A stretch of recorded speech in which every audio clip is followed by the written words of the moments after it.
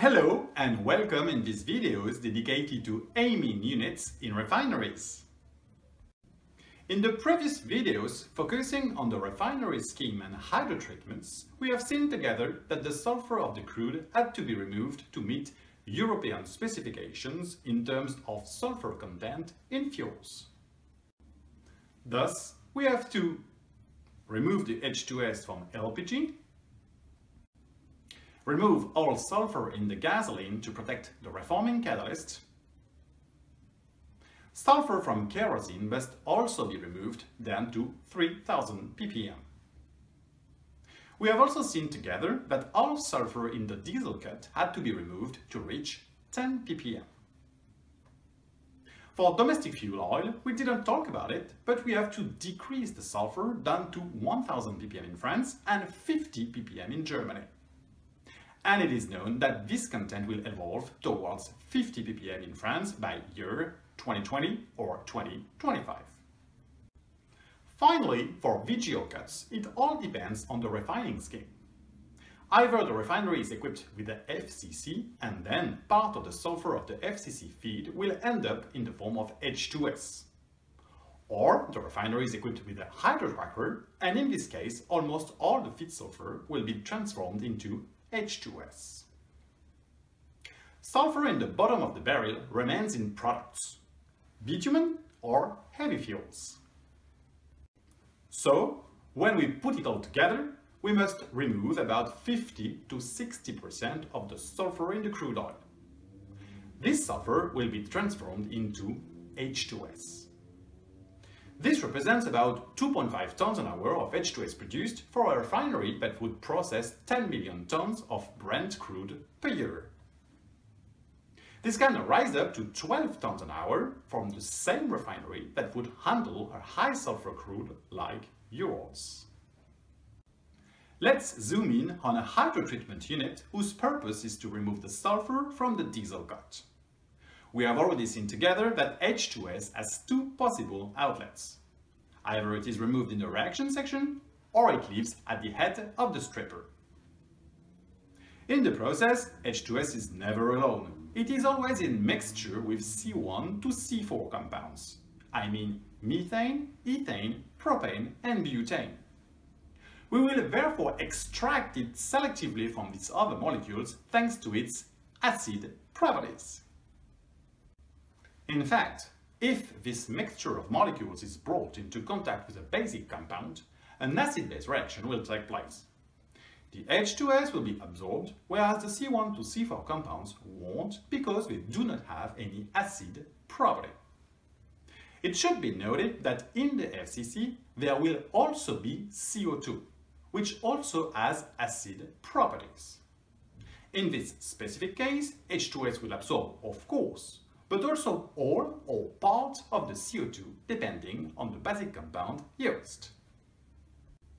This basic compound which is to be used is an amine. Since the 40s, alkanolamines have been used.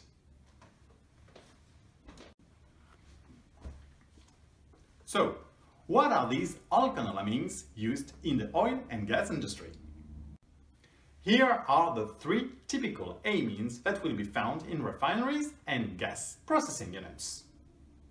First, we have the monoethanol amine, or MEA. It is a primary type amine. Indeed, the nitrogen atom is connected to a single alcohol group, hence the name primary, and two hydrogen atoms. This amine has a molecular weight of 61 grams per mole and a boiling point of 170 degrees C, as well as a density of 1020 kg per cubic meter when it is pure. Secondly, diethanol amine, or DEA, is then found. It is a secondary type amine. Indeed, the nitrogen atom is connected to two alcohol groups, hence the name secondary, and a hydrogen atom. This amine has a molecular weight of 105 grams per mole and a boiling point of 270 degrees C, value at which it starts to decompose. And finally, a density of 1100 kg per cubic meter when it is pure, Finally, methyl diethanol amine, or MDEA, is found. It is a tertiary type amine. Indeed, the nitrogen atom is connected to two alcohol groups and a methyl group, hence the name tertiary. This amine has a molecular weight of 119 grams per mole and a boiling point of 243 degrees C, as well as a density of 1040 kg per cubic meter when it is pure. All these amines will not be used pure, but in solution to initiate the acid-base reactions.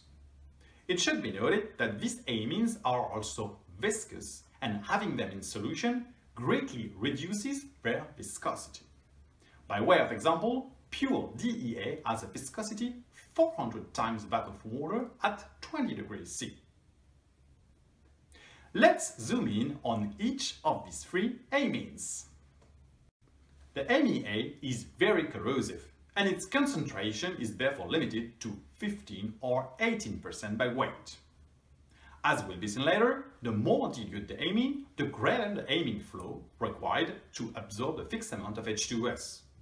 More flow is more operational costs, so it is advantageous to minimize the required amine flow rate.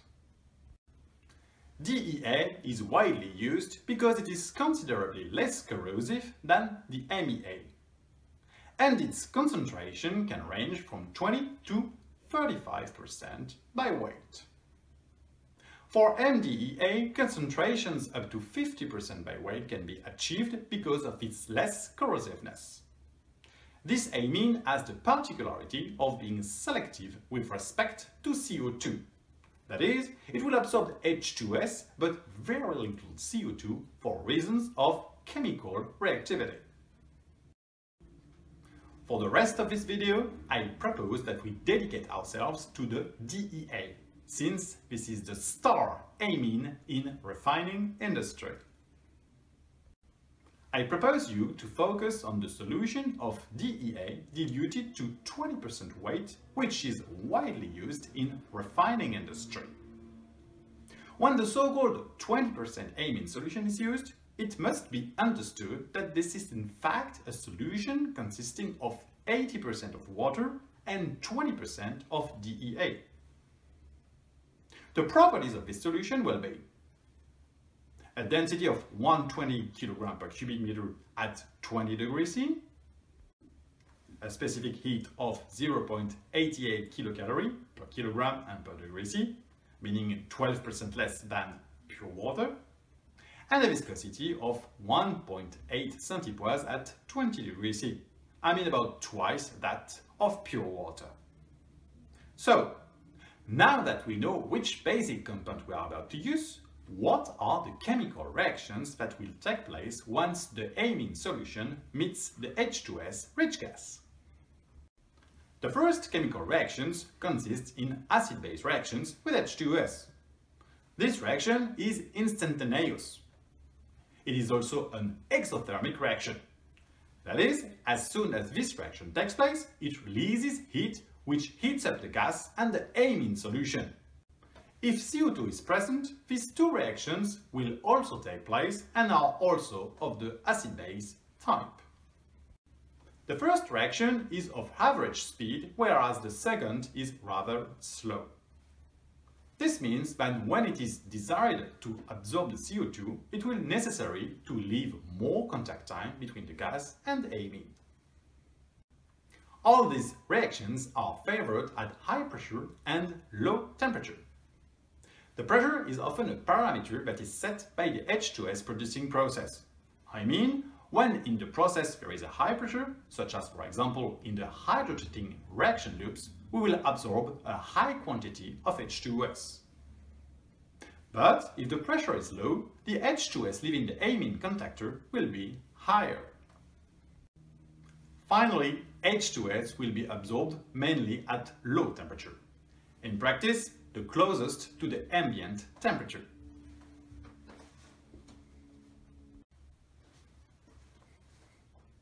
Now that we have seen the main chemical reactions, I invite you to watch the second video focusing on the industrial aspects of amine units. Thanks for watching! Bye bye.